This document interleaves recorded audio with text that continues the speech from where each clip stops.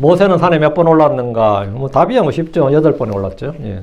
모세는 산에 몇 번 올랐는가인데 출애굽기 19장 3절입니다. 오늘 출애굽기 왔다 갔다 하는데 잘 펴시고요. 근데 표현을 잘 보세요. 출애굽기 19장 3절을 잘 보시기 바랍니다. 모세가 하나님께 올라가 여보 같이 읽죠. 예. 모세가 하나님께 올라가니 주께서 산에서 그를 불러 이르시되 너는 이같이 야곱의 집에게 말하고 이스라엘 자손에게 고하라. 여러분 모세가 어디 올라갔다고요? 산에 올라가니 이래가 내가 뭐 되세요? 모세가 하나님께 올라가니 그랬죠. 예. 모세가 하나님께 올라가니 그래요. 예. 출애굽기 19장 3절입니다. 모세가 하나님께 올라가니 모세가 하나님께 올라가니 왜? 그 산에 지금 하나님이 와 계신 거죠. 그러니까 모세가 하나님께 올라갔어요. 물론 모세가 산에 올라갔지. 산에 올라갔는데 그 산에 시내산에 하나님이 내려와 계셨기 때문에 모세는 하나님께 올라갔다. 잘 기억해 두시고 잠깐 기도합시다.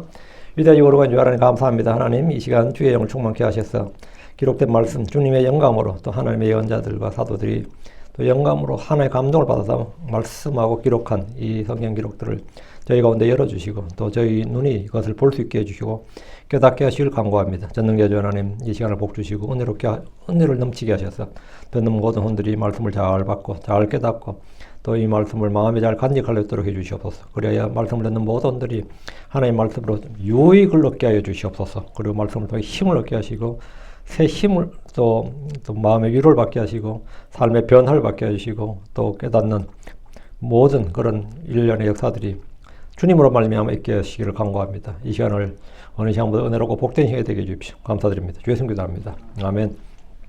예. 오늘 함께 공부할 말씀은 모세는 산에 몇 번 올라갔는가입니다. 우린 출애굽 과정에서 회중들을 시내산으로 인도한 뒤 하나님이 강림한 시내산에 오르내린 장면을 자주 볼 수 있습니다. 시내산은 흔히 주께서 출애굽한 이스라엘과 언약을 맺은 산, 율법을 주신 산으로 알려져 있습니다.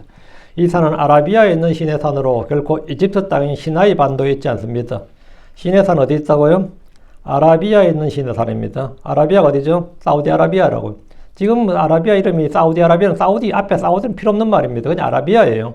사우디는 이제 아라비아의 지금 왕조가 우리 뭐 이시 왕조 뭐 이것처럼 사우드라는 가문의 아라비아라는 뜻입니다. 지금 이제 아라비아 왕조가 그 사우디아라비아의 왕이 사우드 가문의 왕조거든요. 그 사우디아라비아고 그 사우드 왕조가 아니고 다르면 또 다른 아라비아가 되는 거예요.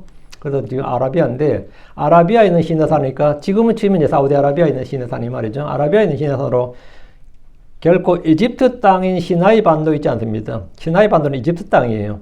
그러니까 시나이 반도 있지 않습니다. 오늘 대부분의 성경책 뒤에 있는 지도에는 시내산의 위치를 보면 아라비아가 아니라 시나이 반도에 있는 것으로 나오지만 흠정력에도 그렇게 흠정력 지도에도 그렇게 나옵니다. 근데 그게 그렇게 나오지만 다 가짜고요. 그건 거짓말이고 아라비아에 있는 시내산입니다. 왜? 갈라디아 4장 25절에 분명히 사도 바울이 아라비아에 있는 시내산으로 기록하고 있습니다. 그렇게 기록되어 있습니다. 성경이 그렇게 기록되어 있는데 뭐 다른 말 하면 안 되죠. 성경이 그렇게 기록되어 있는데 시내산은 주께서 하늘에서 내려와 불과 구름과 연기 가운데 가시면서 산 아래에 있던 이스라엘과 언약을 맺으신 그리고 율법을 주신 그 산입니다. 이때 한 사람 모세가 주님과 이스라엘 중보자로서 이 산을 8번이나 오르내렸습니다. 이 산이 이스라엘 역사에서 가장 중요한 변화를 맞는 곳입니다. 그 산은 언약의 산입니다. 이 산에 있었던 일들을 보면 하나님의 은혜로 시작된 언약이 인간의 배반으로 위기에 처하고 중보자의 개입으로 다시 은혜가 갱신되는 구속사의 거대한 무대입니다. 1차부터 8차를 딱 보면 역사의 흐름이 있다는 거죠. 첫 번째는 하나님께서 인간의 하나님의 은혜, 주권적인 은혜로 시작해서 배교로 끝나죠, 사실은. 그리고 나서 다시 언약이 갱신되는 새로운 그런 부분인데 이스라엘이 이집트를 떠난 뒤 셋째 달에 시내 광야에 이르렀고 출애굽 2년차 2월까지 이곳에 있었으므로 약 11개월 동안 정확히는 11개월 5일 동안 시내산에 있었습니다. 1년 정도 있었던 거 시내산에. 출애굽기 19장부터 민수기 10장 10절까지 시내산에서 일어난 사건들이 기록되어 있는데 이제 그리고 나서는 이제 구름이 성막 위에 떠올랐더라 해서 구름이 성막 위에 떠오르면 이제 이동해야 되는 거죠. 구름을 따라가야 되니까. 예. 그래서 이 기간 동안에 십계명이 선포되고 언약을 체결했고 성막이 건축되고 제사장 체계와 희생물들은 규례가 정비되었습니다. 인구조사가 있었고 성막을 중심으로 한 진영이 재편되었습니다. 성막을 딱 중심으로 두고 진영이 사방으로 딱 재편되는 지파별로 진영이 재편되었습니다. 출애굽 중심의 인물, 출애굽의 중심 인물이 모세라면 출애굽기의 중심 장면은 바로 시내산입니다. 여기서 모세의 8차 등장은 하나님의 주권적인 부르심과 인간의 연약함 그리고 궁극적인 구원의 은혜를 드러냅니다. 시내산은 율법을 받은 것으로 알려져 있지만 더 깊이 들여다보면 은혜로 시작된 언약이 인간의 배반과 하나님의 중보를 통해서 모세의 중보를 통해서 다시 은혜로 갱신되는 역사적 기록이자 예언의 말씀입니다. 이 기록은 우리에게 하나님의 언약은 결코 인간의 공로에 기반하지 않는다는 교리를 가르칩니다. 오히려 그것은 하나님의 자비와 은혜의 뿌리를 두고 있습니다. 신약 성경은 이 시내산을 새 언약의 배경으로 삼아서 대비합니다. 광야 회중들에게 이 산은 주의 임재를 보는 영광스러운 체험의 장소였지만 한편으로는 두려움과 공포의 장소였습니다. 잘못하다가 이곳에서 돌로 맞거나 화살로 꿰뚫려 죽을 수 있었기 때문입니다. 히브리서 12장 18절에서 20절 뒤로 가서 히브리서 신약으로 와서 히브리서 12장 18절에서 20절 앞에 이제 출애굽기는 딱 꽂아 놓으시고 왔다. 출애굽기는 계속 돌아옵니다. 히브리서 12장 18절에 20절. 이게 왜 두려움과 공포의 장소였느냐 하면 이곳이 이는 너희가 만질 수 있는 산과 불붙은 그 산에 가지 아니하였고 캄캄한 어둠과 폭풍이 이런 것도 아니기 때문이라. 또 나팔 소리와 말씀하시는 음성이 이런 것도 아니니 그 음성을 들은 자들은 자기들에게 더 이상 말씀하지 마시기를 간청하기 때문이라. 20절. 이는 만일 짐승이 하나라도 그 산에 닿기라도 한다면 돌로 맞거나 화살로 관통당하리라 하고 명령받은 것들을 그들이 견디지 못하였고 또 그 광경이 매우 무서워 모세도 이르기를 내가 심히 두렵고 떨린다 했기 때문이라. 예. 이 모세조차도 이 산에 대해서 무서워했고 두렵고 떨린다고 했습니다. 그리고 그 광경이 무서웠다. 무서웠으므로 이같이 무서웠으므로 모세는 내가 심히 두렵고 떨린다 했더니라. 이렇게 했습니다. 모세는 심히 두렵고 떨린 이 산을 8번이나 오르내렸습니다. 이 시간 모세의 8차 등정을 따라가면서 하나님의 언약의 성품, 인간의 연약함 그리고 완전한 중보자 예수 그리스도의 은혜를 더 깊이 보겠습니다.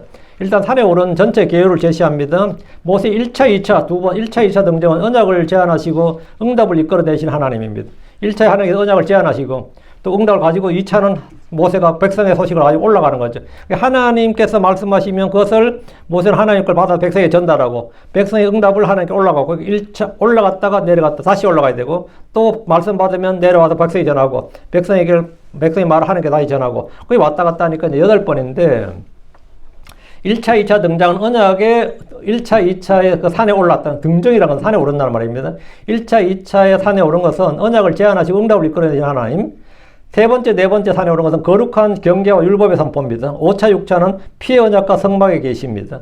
이것은 새 언약과 그리스도의 그림자고 8차, 7차, 8차는 언약의 파기의 위기와 은혜로운 갱신입니다. 이 장면은 모세와 예수 그리스도란 두 중보자의 대조를 자연들에게 보여줍니다. 이 역사적 여정을 통해서 우리는 하나님 은혜가 얼마나 깊고 인간의 선종이 얼마나 연약한지 그리고 그리스도의 중보가 얼마나 완전한지 배울 겁니다. 이는 단순한 역사적 회상이 아니라 오늘 우리의 신앙생활에 대한 영적 교훈과 경고입니다. 자, 모세 첫 번째 등정입니다. 자, 출애굽기 19장으로 갑니다. 모세 첫 번째 시내산 등정은 부르심의 은혜입니다. 모세 첫 번째 등정은 하나님의 주권적인 부르심으로 시작됩니다. 출애굽기 19장 3절에 6절입니다. 그리고 모세가 하나님께 올라갔더라. 모세가 하나님께 올라갔더라. 이에 주께서 산에서 그를 부르사 말씀하시기를 너니 같이 야곱의 집에게 말하고 이스라엘의 자손들에 고하라. 이게 지금 3절이죠. 주께서 산에서 모세를 부르셨고 모세는 하나님께 올라갔습니다. 산에 올라갔다 하지 않고 하나님께 올라갔다 한 것은 그분이 그 산에 계셨기 때문입니다. 주님은 모세에게 백성들에게 전할 말씀을 주셨습니다. 자, 말씀이 뭐냐? 4절 5절이에요. 너희는 내가 이 집 사람들에게 행한 것과 어떻게 내가 너희들을 독수리 날개들 위에 실었는지 또 너희들을 내게로 데려왔는지를 보았느니라. 이건 구원이죠. 너희들은 구원을 체험했다고, 너희 구원 받았다고 이집트에서 데리고 나왔잖아요. 너희들을 내게로 데려왔다. 내게로 데려왔다. 이게 뭐죠?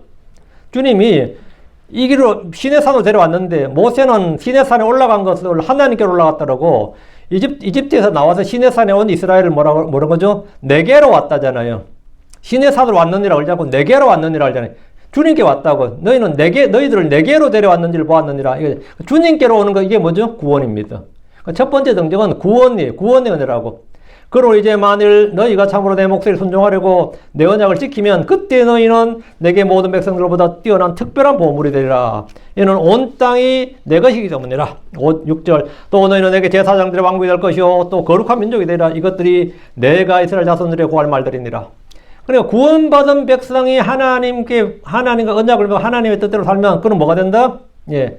제사장 되고 거룩한 민족이 된다. 특별한 보물이 된다고. 모세는 주께 받은 이 말씀들을 이스라엘 자손들에게 말하고 고하고 그들이 주의 백성이 될 것인지 주의 법을 지킬 것인지 선택하고 결정해야 됩니다. 이거 하면 구원받는다는 게 아니라 너희가 구원받았으니까 이제 법을 받아야 된다. 구원받은 자들이 다음 법을 받아야 된다고요. 모세 1차 등정은 구속사의 핵심을 드러냅니다. 출애굽은 이미 완성된 은혜의 사건입니다. 주님은 너희가 율법을 지키면 구원하겠다고 하지 않으셨습니다. 내가 너희를 독수리 날개들 위에 실어 내게로 데려왔다고 구원을 이미 완성을 선포하셨습니다.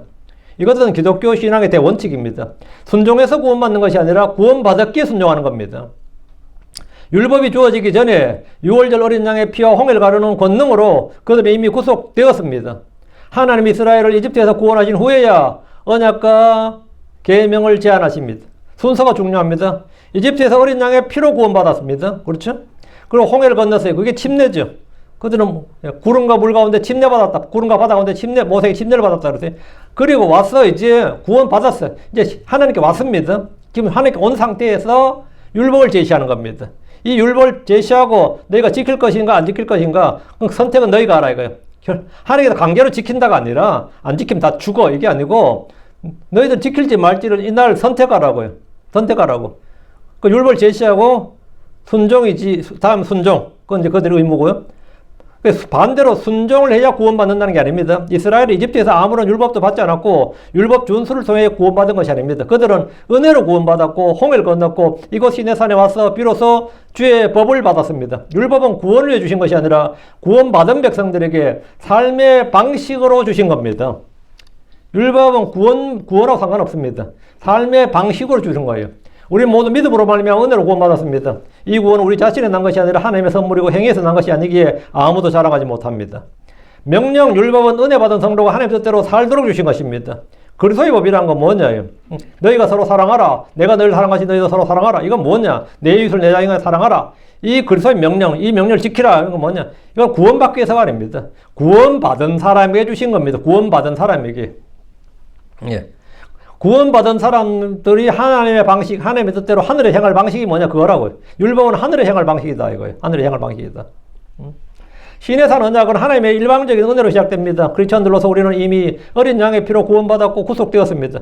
모세 1차 등정 때 주님이 하신 말씀은 베드로전서 2장 9절과 일치합니다. 베드로전서 2장 9절 그러나 너희는 선택받은 세대의 왕가의 제사장이요 거룩한 민족이요 특별한 백성이니라. 이것은 너희를 어둠에서 불러내어 그분의 놀라운 비단으로 들어가게 하신 분께 대한 찬양을 너희가 보여주게 하려 하심이라. 우리는 왕가의 제사장이고 영적 희생물 드리는 거룩한 제사장들입니다. 그리스도의 제사장들입니다. 이스라엘은 출애굽의 율법을 받기 전 출애굽의 은혜, 주님이 진행하신 구출과 구속을 기억해야 됩니다. 이는 크리스천들은 우리도 마찬가지입니다. 자, 이게 모세 1차 등정에 있었던 이거. 모세가 이제 하나님께 말씀을 받았으니까 내려가야죠. 그러서 이걸 고합니다. 그러니까 모세가 이제 두 번째 올라가요. 모세 2차 등정은 백성의 응답과 성별의 명령입니다. 출애굽기 19장 7절 13절인데 모세는 산에서 내려와서 하나님의 전하라는 말씀을 백성들이 전했습니다. 그때 이스라엘은 주의 말씀을 모두 행하겠다고 대답했습니다. 19장 8절입니다. 온 백성이 함께 대답하였고 말하되 주께서 말씀하신 모든 것을 우리가 행할 것이니이다. 이스라엘 백성들은 주님께서 말씀하신 거 다 행하겠다고 응답을 했어요. 백성들의 이 대답은 기특해 보이지만 사실 인간의 타락성, 연약함, 이걸 잘 알지 못하는 그냥 근거 없는 자신감이었습니다. 그들은 자신들이 얼마나 철저히 무능력한 존재인지 몰랐습니다. 장로들과 온 백성들의 대답을 들은 모세는 다시 산에 올라가서 이 사실을 주님께 말씀드렸는데 8절 보시기 바랍니다. 19장 8절 후반부 이에 모세가 백성의 말을 주께 돌려드렸더라. 하나님의 말씀은 백성에게 전하고 산에서 하나님께 들은 말씀은 백성에게 전하고 백성에게 들은 말들은 뭐라고요? 산에 올라가서 하나님께 전한다고. 백성의 말을 주께 돌려드렸더라. 모세의 2차 시내산 등장입니다. 19장 9절 그리고 주께서 모세에게 말씀하였더라. 보라 내가 짙은 구름 가운데서 내게 왔노라. 이는 내가 너와 말할 때 백성이 듣게 하려 함이요 또 영원히 너를 믿게 하려 함이니라. 이에 모세가 백성의 말들을 주께 말씀드렸더라. 이에 모세가 백성의 말들을 주께 말씀드렸더라. 8절 9절 두 번 나오죠. 모세를 중재자로 두고 하나님과 이스라엘 사이에 대화를 주고받는 장면입니다. 모세는 주의 말씀을 백성에게 전하고 백성의 말을 주께 전하는 중재자였습니다. 주님 모세에게 백성에게 가라. 10절에 백성에게 가라. 이 뭐죠? 산에서 내려가는 거죠. 두 번째 올라갔다가 이제 두 번째 산에 내려가는 겁니다. 모세는 이제 산을 내려왔습니다. 이때 주님은 그들에게 성별을 명령하셨습니다. 19장 11절 12절. 그리고 셋째 날을 대비하게 하라. 이는 셋째 날에 주께서 모든 백성의 눈앞에서 시내산 위로 내려올 것이기 때문이라. 그리고 너는 백성을 위하여 사방의 경계들을 정해주고 말할지니 너희는 스스로 조심하여 너희가 산에 오르거나 산의 경계에 닿지 말지니라. 누구든지 산에 닿는 자는 반드시 사형에 처해지리라. 산에 오는 자는, 그러니까 이건 경계가 딱 정해진 거죠. 모세는 산에서 내려와서 주의 말씀을 전했는데 거룩함을 요구하신 겁니다. 하나님께서 이제 지금은 뭐가 필요하다? 거룩함을 필요로 한다. 거룩함을 요구한다. 구원 이후에 요구되는 것은 다음보다 거룩함입니다. 옷을 빨고 여인들 가까이 하지 말 것을 명령하셨습니다. 이건 베드로전서 1장 15, 16절 말씀과 일치합니다. 그러나 너희를 부르신 그분께서 거룩하신 것 같이 마찬가지로 너희도 온갖 종류의 행실에서 거룩할지니라. 왜냐하면 기록된 바 너희는 거룩하라. 이는 내가 거룩하기 때문이니라. 여기서 우리는 언약의 상호성을 볼 수 있습니다. 하나님의 제안과 백성의 응답이 있습니다. 이스라엘 백성은 시내산에 오르거나 경계에 닿을 수 없었습니다. 셋째 날 주님은 시내산에 친히 강림하시는 모습을 온 이스라엘에게 가시적으로 물리적으로 보이셨습니다. 모세는 하나님과 만나려고 백성을 데리고 진영 밖으로 나와서 상기슭에 섰습니다. 이것은 히브리서 13장 13절. 그런즉 우리가 진영 밖에 계신 그분께로 나아가자. 근데 이스라엘은 모두 진영 밖으로 나와서 상기슭에 선 겁니다. 그때 시내산은 온통 연기로 휩싸였었고 주께서 불 가운데서 그 위로 내려오셨습니다. 그곳에 연기가 용광로와 같이 용광로 연기가 좀 위로 올라오고 온 산이 크게 흔들렸고 나팔 소리가 오랫동안 울리며 점점 더 커졌습니다. 이것은 모세와 아론 또는 몇몇 장로들이 아니라 온 이스라엘이 그들의 눈으로 보고 귀로 듣고 온몸으로 느낀 역사적인 사건으로 오순절의 성령 강림보다 훨씬 더 강력한 하나님의 임재였습니다. 그러나 그들 중 아무도 하나님께로 가까이 나아갈 수가 없었습니다. 아직 하나님께로 언제든지 마음대로 두려움 없이 나아가는 길이 열리지 않았기 때문입니다. 아직 새롭고 산 길이 열리지 않았다고. 이것은 예수 그리스도께서 휘장고 자신의 몸이 찢기실 때 열립니다. 우린 지금 필요한 때에 돕는 은혜를 얻기 위해서 언제든지 은혜 왕자로 그분의 왕자 앞으로 나아갈 수 있습니다. 히브리서 4장 16절에 그러 우리가 담대히 은혜 왕자로 나아갈지니 우리가 담대히 은혜 왕자로 갈지니 이는 우리가 자비를 얻고 필요한 데 도우시는 은혜를 얻고자 함이니라 합니다. 이게 모세의 2차 등정이에요. 모세의 이제 3차 등정은 모세의 3차 시대산 등정은 백성과 함께 산기슭에 있는 모세를 산으로 부르신 겁니다. 자, 20절입니다. 19장 20절. 주께서 시내산 위이고 그 산의 꼭대기에 내려오셨고 주께서 모세를 그 산의 꼭대기로 부르셨더라. 그 모세가 다시 올라가야 되죠. 주께서 그 산의 꼭대기로 부르셨다. 꼭대기에 누가 있어요? 주님이 계신다 그러죠. 이에 모세가 올라갔더라. 이게 위에 모세가 올라갔더라. 모세가 세 번째 올라가는 겁니다. 이제 3일 뒤에 내려온 지 3일 만에 다시 올라가는 거예요. 주님이 모세를 부르신 것은 하나님의 백성들이 주의 임재와 영광스러운 광경을 목격하기 위해서 주께로 돌진하여 오다가 죽지 않도록 주의와 경고를 주시는 것이었습니다.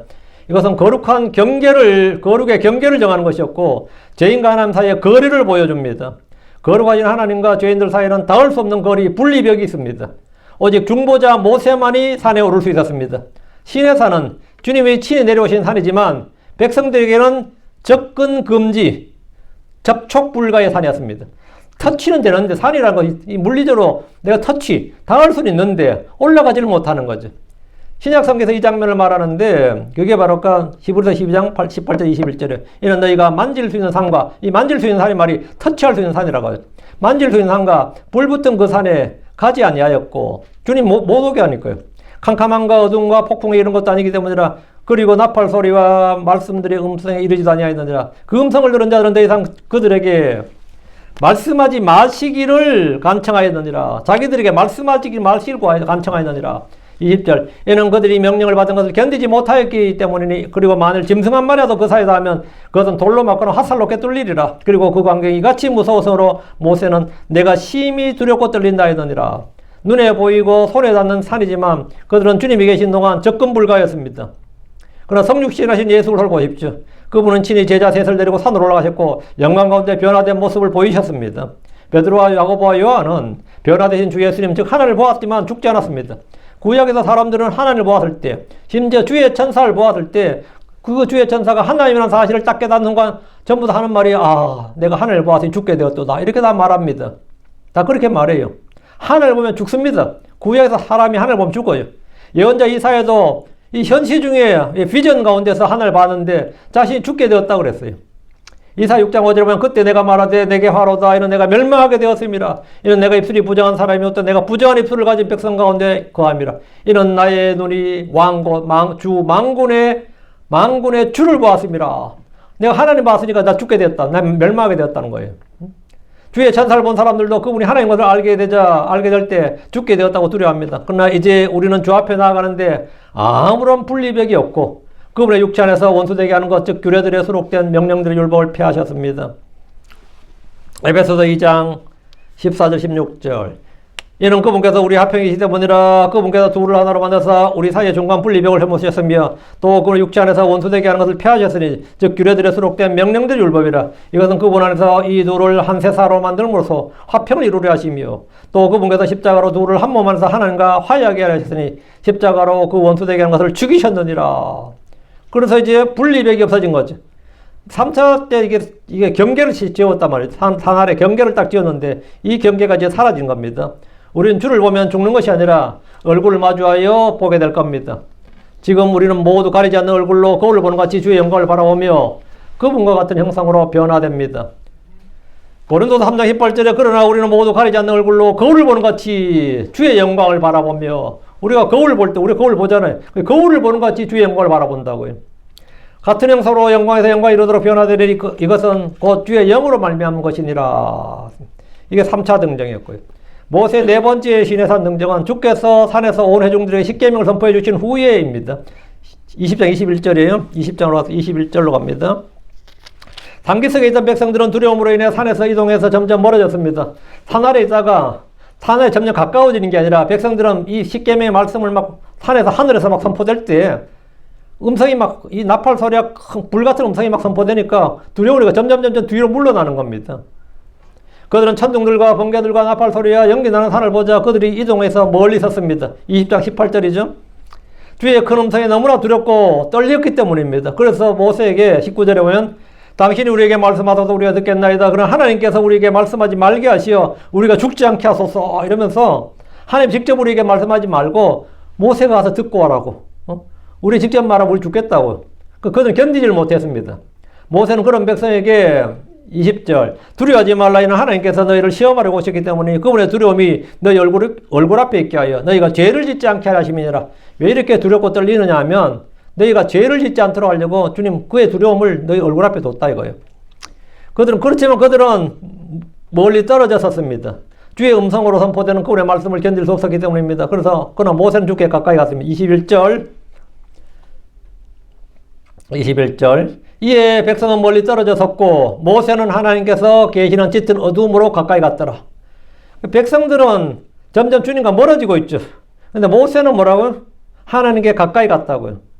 이에 백성은 멀리 떨어져 섰고 모세는 하나님께 계시는 짙은 어둠으로 가까이 갔더라. 이제 하나님께서 계시는 짙은 어둠으로 어둠 가운데 계시잖아요. 지금 짙은 어둠 가운데 계시니까 주님께 가까이 갔다. 이게 4차 등정이에요.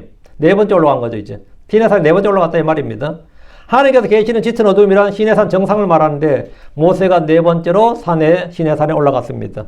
짙은 어둠이란 말씀에 주목하시고 짙은 어둠. 주님 왜 짙은 어둠 가운데 계시느냐 이거죠. 하나님께서 짙은 어둠 가운데 계셨다는 것은 인간의 이성이나 육신의 눈으로 그분의 영광을 볼 수 없음을 말합니다. 오직 계시된 말씀의 빛을 통해서만 그분의 뜻을 알 수 있습니다. 오늘 우리에게 기록된 성경 말씀이 곧 하나님의 뜻을 분별하는 빛입니다. 주님 모세에게 이스라엘 자손들에게 줄 율법을 주셨는데 은이나 금으로 신들을 만들지 말고 흙으로 제단을 쌓고 번제 물과 화평의 물과 내 양들과 내 소들을 희생물로 구해 드리고 돌로 제단을 만들 때는 다듬은 돌로 쌓지 말 것을 말씀하셨습니다. 이곳에서 모세는 십계명의 세부 시행 수칙인 규례들을 받게 됩니다. 십계명은 선포했고 십계명의 세부 규칙들이 이제 주어지죠. 제단에 관한 법이나 종에 관한 법이나 배상법이나 도덕법이나 안식년과 절기 등 구체적인 삶의 지침들이 주어졌습니다. 모세를 통해 율법이 왔습니다. 그럼 모세 이전은 율법이 주어지기 전입니다. 모세 이전은 율법이 주어지기 전에 아브라함, 이삭, 야곱은 율법이 아니라 약속을 받았습니다.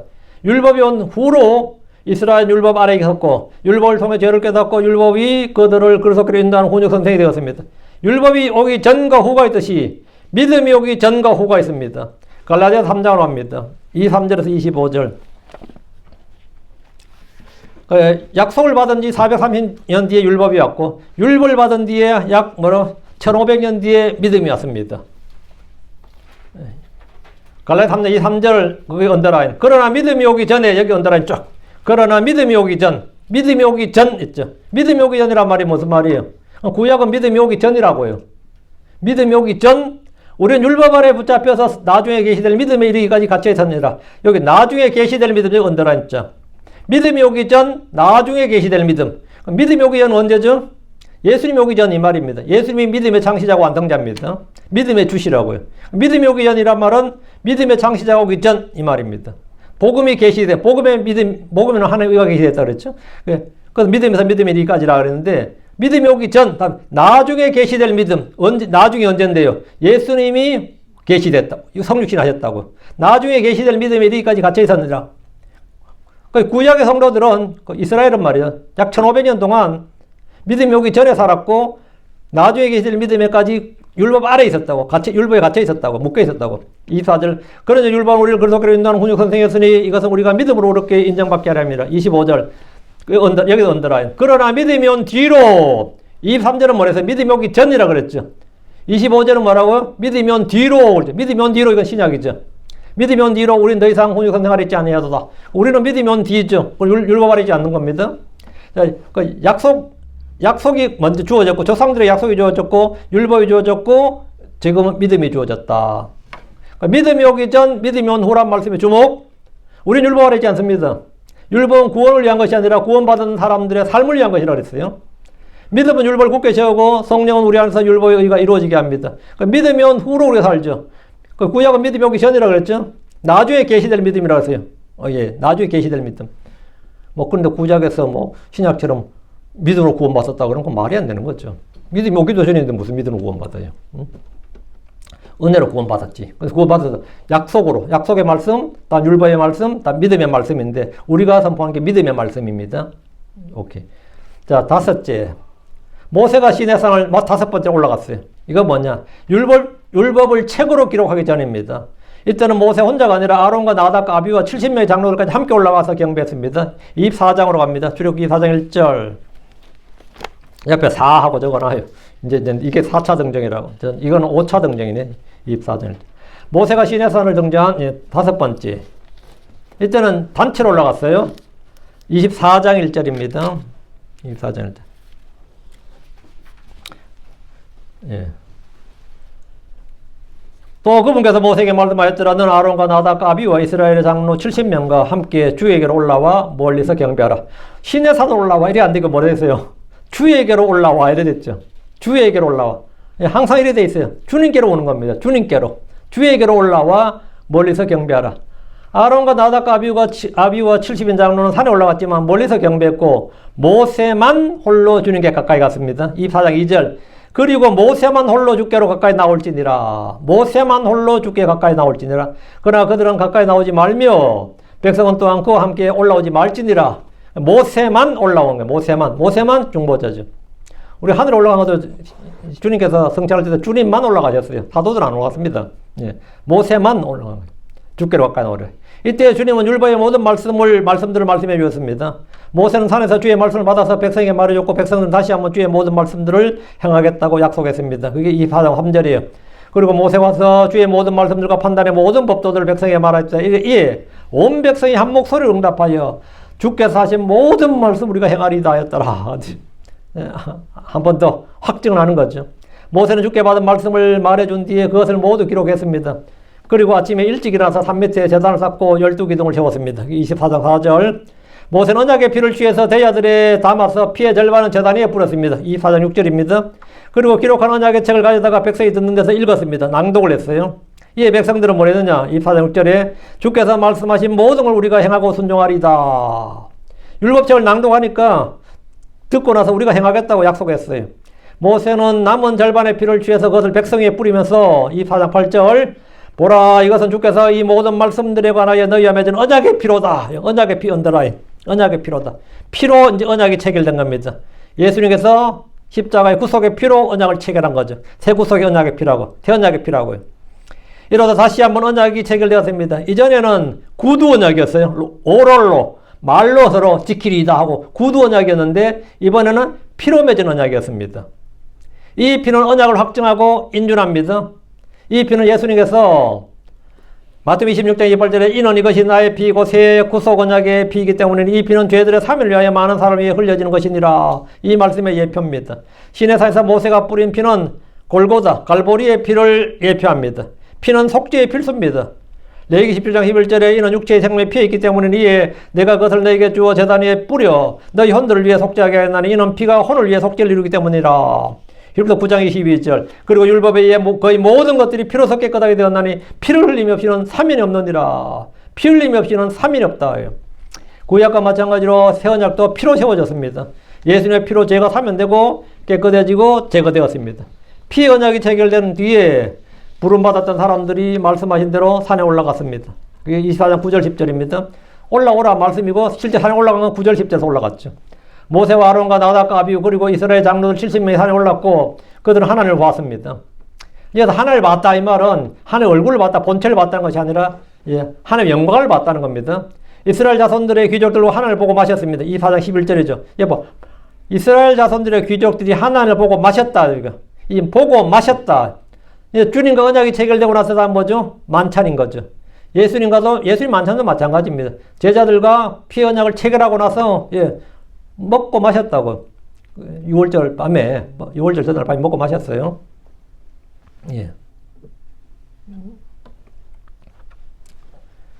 그래서 이 먹고 마셨다는 건 교제를 말합니다. 구약의 백성 피의 언약 이후에 뭐가다? 주님과의 교제가 가능했다. 피의 언약 이후에 주님께서 이제 올라오라 이게 되는 거죠. 그리고 이때까지 접근 불가였는데 피의 언약을 맺고 나서는 뭐가 된다? 먹고 마셨더라. 주님을 보고 먹고 마셨다.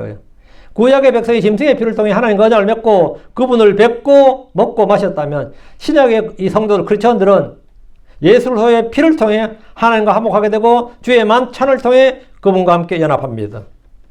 그래서 히브리서 9장 22절에 피 흘림이 없이는 삼인이 없느니라.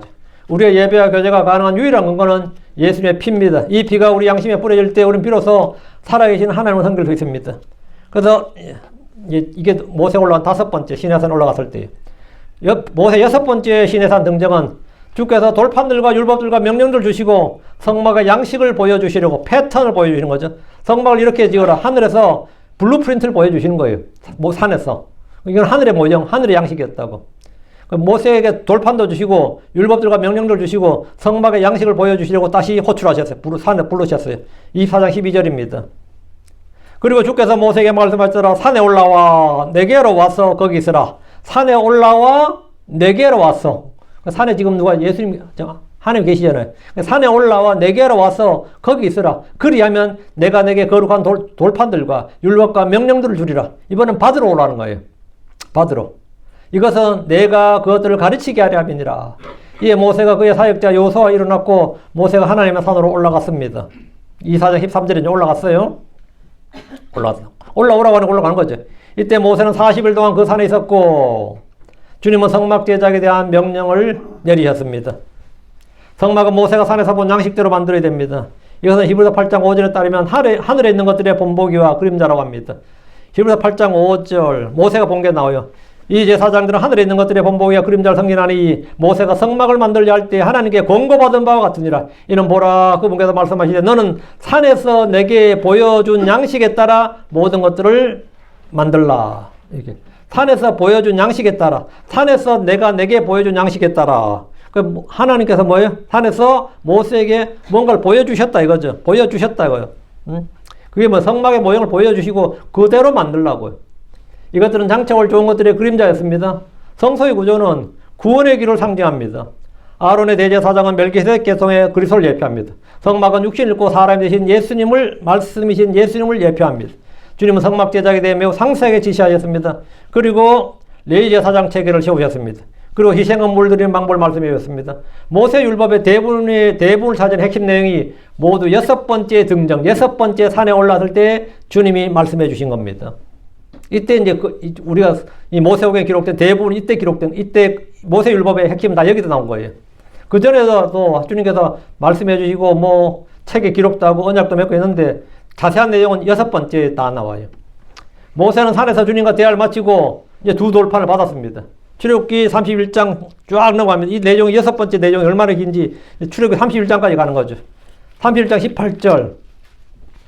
그리고 그분께서 시내산 위에서 모세와 대화하는 것을 마치고 증언의 두 돌판 곧 하나님의 손가락으로 기록된 돌판들을 모세에게 주셨더라. 그래서 돌판을 이제 모세가 이제 받은 거죠. 받았어요? 받았습니다. 이제 받았어요. 성경은 이 두 돌판을 하나님의 작품 그 글을 하나님의 글이라고 합니다. 32장 와서 32장 16절 보시죠. 그리고 그 돌판들은 하나님의 작품이었고 돌판들은 뭐라고요? 하나님의 작품이었다잖아요. 그 글은 하나님의 글로서 돌판들 위에 새겨져 있더라. 십계명은 하나님의 글이다. 하나님의 작품, 하나님의 글이다는 거죠.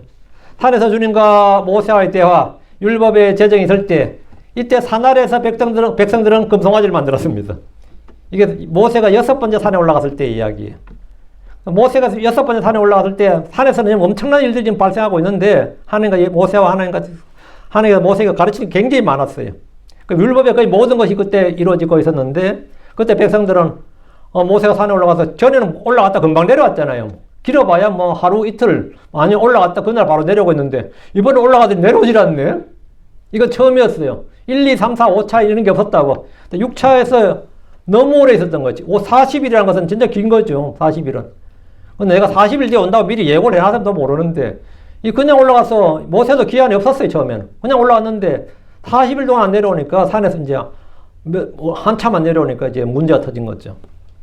아래서는. 그래서 산 아래서 백성들은 그들의 생각과 상상에 따라 이집트에서 본 것을 따라 금송아지를 만들었습니다. 아마 이거는 이집트의 신 아피스를 따라서 만들었다고 그래요. 우리의 예배가 하늘의 양식, 말씀의 양식을 따르는지 육신과 세사의 모양을 따르는지 생각해 봐야 됩니다. 하나님은 산에서 모세에게 불법으로 타락하고 배교한 이스라엘을 진멸하고 모세로부터 더 크고 강한 민족을 만들겠다고 하셨습니다. 모세는 주 앞에서 목숨을 걸고 이스라엘 위에 중보했고 주의 진노를 돌이켰습니다. 32장 14절입니다. 32장 14절. 주께서 자신의 백성에게 내리려 하던 그 장에서 돌이키셨더라. 모세의 중보가 성공한 거죠. 모세의 중보로 하나님의 뜻을 돌이켰단 말이죠. 자신의 백성에 내리려 했던 그 재앙에서 돌이키셨더라. 뭘 돌이켰냐? 심판과 재앙에서 뜻을 돌이켰다고요. 모세는 산에서 내려와 백성들 앞에서 돌판을 들어 깨뜨렸습니다. 언약의 파기를 알린 겁니다. 브레이크. 이제 언약 깨졌다고. 그리고 그들이 만든 송아지를 가져다가 불에 태우고 그것을 부숴 가루로 만들어 물 위에 뿌리고 이스라엘 자손들에게 그것을 마시게 했습니다. 얼마 전에 언약책을 두고 제단에 피를 뿌리고 그들에게 대야에 피를 뿌려서 벌써 언약 맺은 지가 며칠 안 된단 말이죠. 며칠 전 일인데 지금 언약이 파괴된 거죠. 우리가 소위 그런 말, 잉크도 마르기 전에 이것들이 이런 말 하죠. 예? 뭐도 하기 전에. 그렇게 급속히 파괴된 거죠. 언약이 깨졌다고. 그리고 레위 사람들로 하여금 심판을 집행하여 범죄에 연루된 회중들을 치게 했는데 약 3,000명을 죽였습니다. 이날 주모자 3,000명을 죽였어요. 근데 이 주모자 중에 주모자가 누구죠? 이때 진짜 내란 수괴가 아론이야. 근데 아론이 살았어. 왜? 모세가 아론을 위해서 중보해가지고 아론이 살았다고요. 죄는 반드시 심판이 있다는 사실을 보여줬고 죄의 삭은 사망이라는 사실을 확증했습니다. 그래서 이제 모세가 다시 산에 또 올라가야 됩니다. 돌판을 깨뜨렸잖아요. 모세 7번째 시내산 등정은 백성의 죄를 주께 구하고 용서를 빌기 위한 것이었습니다. 출애굽기 30장 30절입니다. 그리고 다음 날 이런 일이 있었으니 모세가 백성에게 말하였더라. 너희가 큰 죄를 지었도다. 이제 내가 주께로 올라가리니 아마도 내가 너희 죄로 인해 속죄하여 하리라. 내가 어디로 올라간다고요? 산에 올라가리니 안 그러잖아요. 내가 주께로 올라가리니. 언제나 주님이, 핵심은 주님이죠. 내가 주께로 올라가리니 됐죠. 모세는 산 아래에서 일어난 우상숭배 사건을 정리한 뒤에 다시 산으로 올라갔습니다. 하루 만에 다시 올라가는 겁니다. 하루 만에. 이제 내가 주께로 올라가니 가리니 이 말씀은 모세가 속죄를 위해 산에 올라가겠다는 겁니다. 모세가 산에서 주 앞에 엎드려 중보했습니다. 자, 31절, 출애굽기 32장 31절 32절입니다. 31절 보죠. 그리고 모세가 주께로 돌아가 말씀드렸더라. 주께로 돌아가 말씀드렸더라. 돌아가. 내려왔다가 유턴한 거죠. 돌아가 말씀드렸더라. 이 큰 백성이 이 백성이 큰 죄를 짓고 자기들 이제 금으로 신들을 만들었나이다. 그럼에도 이제 만일 주께서 그들의 죄를 용서하시려거든 용서하시옵소서. 만일 그리하지 아니하시려면 내가 당신께 기도하오니 주께서 기록하신 주의 책에서 나를 지워버리소서. 모세가 목숨 건 거죠. 나를 차라리 멸하라. 이게 바로 뭐냐? 희생입니다. 이게 십자가의 희생이에요. 모세는 실제 죽진 않았죠. 예수님 실제 죽었습니다. 예수님 실제 십자가에서 죽었어요. 나를 지워버리소서. 모세는 백성을 구하기 위해서 자신이 죽을 수 있었습니다. 자신의 생명을 내어놨던 거죠.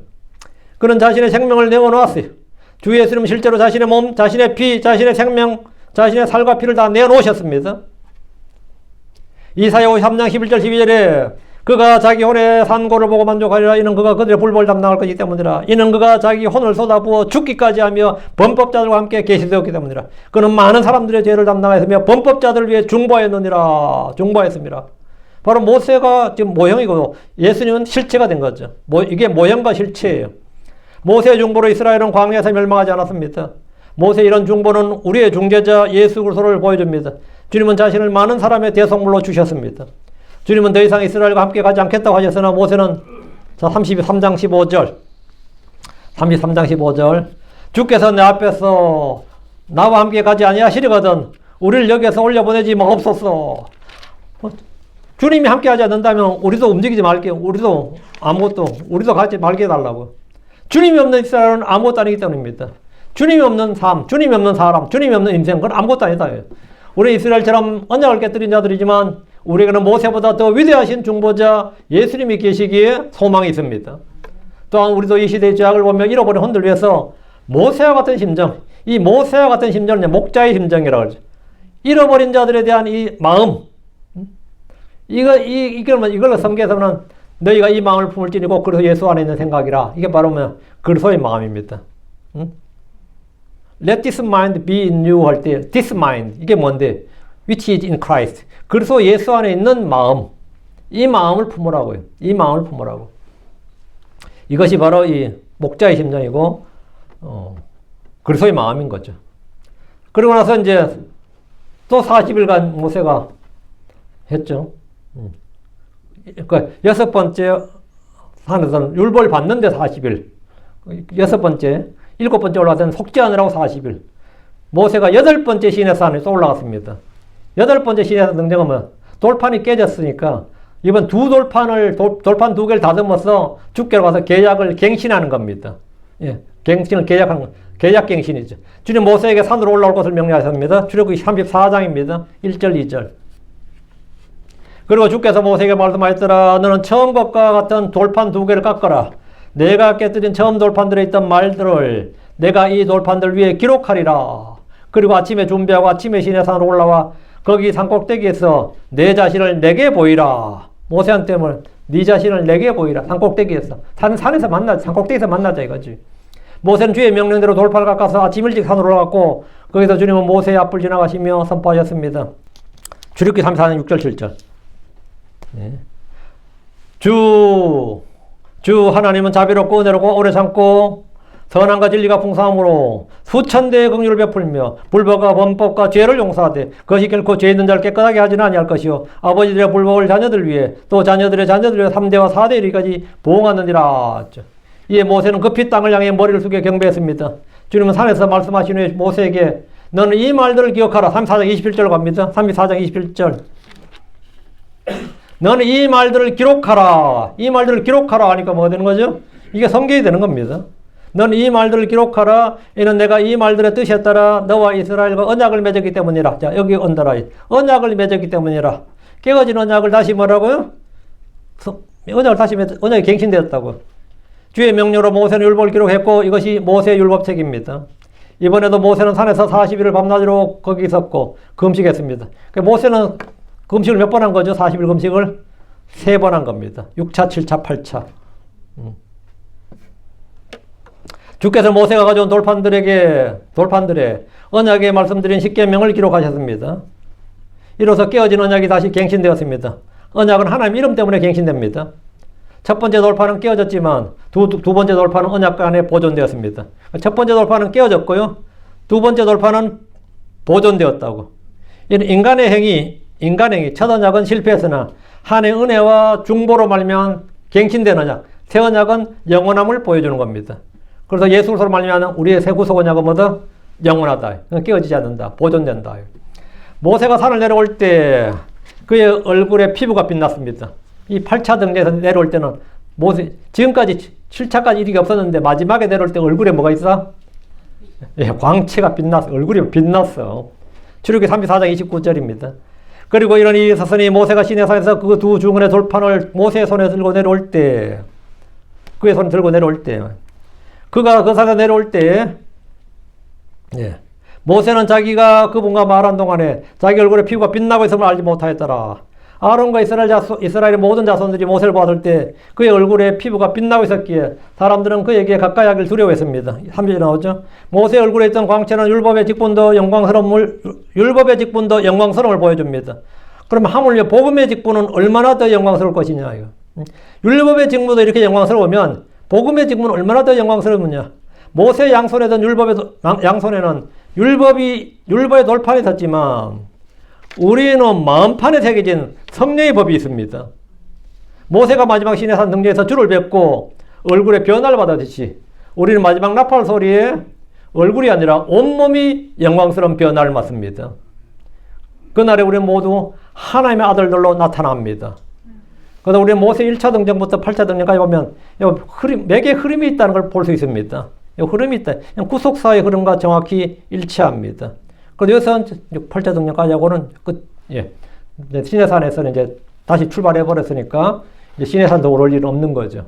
예. 시내산에서 모세가 주님 앞에 올라갔던 그 8번의 등정을 제가 출애굽기를 통해서 쫙 한번 살펴봤는데, 팩트 체크죠. 그 내용이 아마 그대로 읽는 대로 여러분 읽으면 되고요. 그 의미는, 요게 구속사와 맞출 수 있구나. 이래 보시면 되겠습니다. 오늘 여기까지 기도합시다. 위대하고 거룩한 주 하나님 감사합니다. 하나님께서 이전에 기록된 것은 우리의 배움을 위하여 기록된 것이고 우리의 본보기와 경고와 또 훈계를 위한 것이라고 말씀하신 대로 저희가 이것들을 통해서 배움을 얻기 위함입니다. 전능하신 주 하나님께서 지혜와 계시를 주셔서 이전에 기록된 것들을 통해서 구속의 은혜, 우리 주 예수 그리스도를 볼 수 있게 하여 주시고 아버지 하나님 율법과 시편과 또 그리고 예언자들의 글에 참으로 나에 관하여 기록된 모든 것, 모세가 나를 증언했다고 말씀하신 대로 저희가 이 구약 성경 읽을 때도 우리 주 예수님을 잘 볼 수 있도록 저희 눈을 열어주시고 또 말씀들, 성경 기록들을 열어주시길 간구하며 그리하여 저희가 더욱더 풍성한 은혜와 복을 받게 하여 주시기를 원합니다. 사랑하는 아버지 하나님, 늘 깨닫는 마음을 주시옵소서. 그리고 들은 말씀들 마음에 간직하고 이 말씀들을 또 일상에서 잘 적용해서 또 말씀을 잘 사용해서 그래서 저희가 이 말씀대로 살 수 있도록 도와주십시오. 말씀의 빛이 저희를 늘 참 이 하나님 우주 길 대신 예수 그리스도를 따를 수 있도록 그리고 저희가 육신 안에 거하지만 또 세상 속에 살지만 육신대로 살지 않고 세상에 동화되지 않고 일치하지 않고 오히려 성령을 따라 살 수 있는 그런 성도를 되도록 도와주십시오. 하나님 아버지 하나님께서 저희로 하여금 은혜와 간증이 넘치는 그리고 믿음의 선한 평판을 받는 우리 주님께 칭찬받는 그런 성도를 되도록 도와주십시오. 감사드립니다. 주의 성기도합니다. 아멘.